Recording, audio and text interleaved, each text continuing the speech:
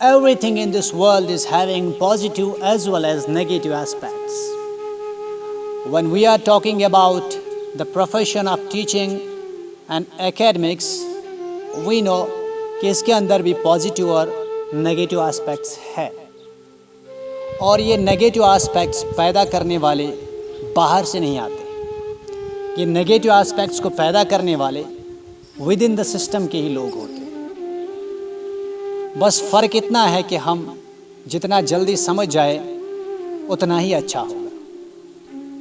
اگر میں آج کسی سے بھی یہ سوال پوچھوں، بہت سارے ٹیچرس ہیں کہ why there is a huge number of percentage in dropouts, تو کوئی بھی جواب دینے کے لیے تیار نہیں ہوگا، اور جو جواب دے گا بھی that won't be the content answer. One thing.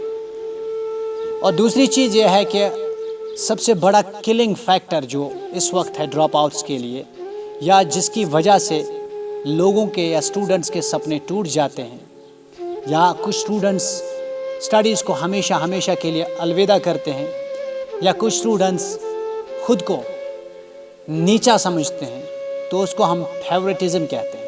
یہ ایک ایسا کلنگ ایفیکٹ ہے جس نے نہ جانے کتنے سارے بچوں کا کریئر برباد کر دیا.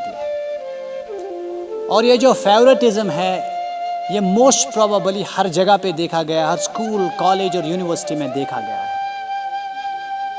whether you believe or not, but this is the reality.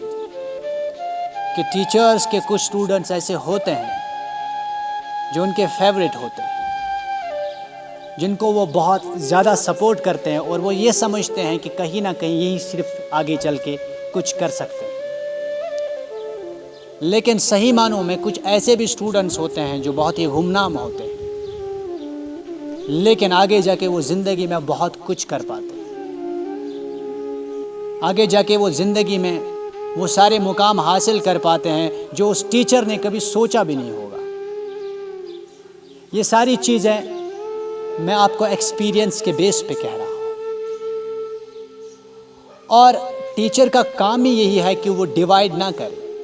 when the teacher will start bringing the line in کہ وہ اچھا اسٹوڈنٹ ہے اور یہ خراب اسٹوڈنٹ ہے، at that time یہ ساری چیزیں شروع ہو جاتی ہیں. بہت سارے ایسے بچے ہوتے ہیں جو ان چیزوں کی وجہ سے اسکول ہی چھوڑ کے چلے جاتے ہیں. This is not the work of a teacher, this is the function of a politician کہ وہ ڈیوائڈس کریٹ کرتا ہے لوگوں کے بیچ میں. ٹیچر کا یہ کام نہیں ہوتا ہے، بلکہ ٹیچر کے لیے جتنے بھی اسٹوڈنٹس ہوتے ہیں، چاہے وہ پھر اچھے ہو یا پھر برے ہو، وہ سب ایک جیسے ہوتے ہیں.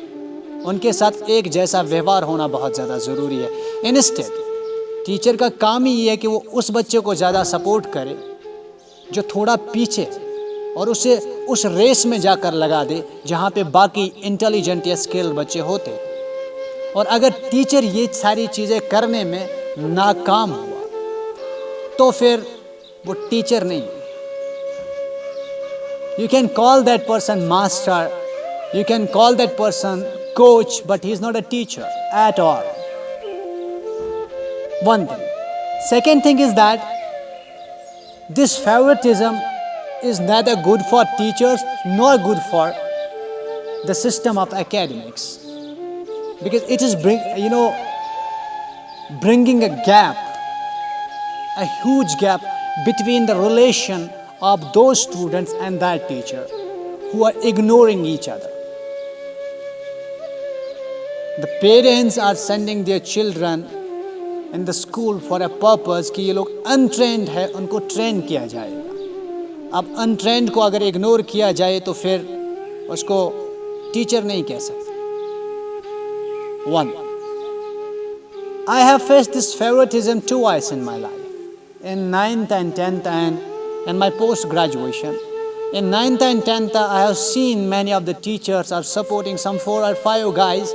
In my group, there were 20 students. اور ان میں سے صرف 4 یا 5 لوگ میٹریکولیٹ پاس کر گئے اور باقی سب ڈراپ آؤٹس ہو گئے.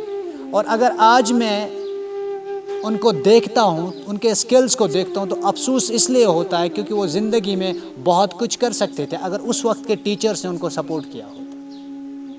And in post graduation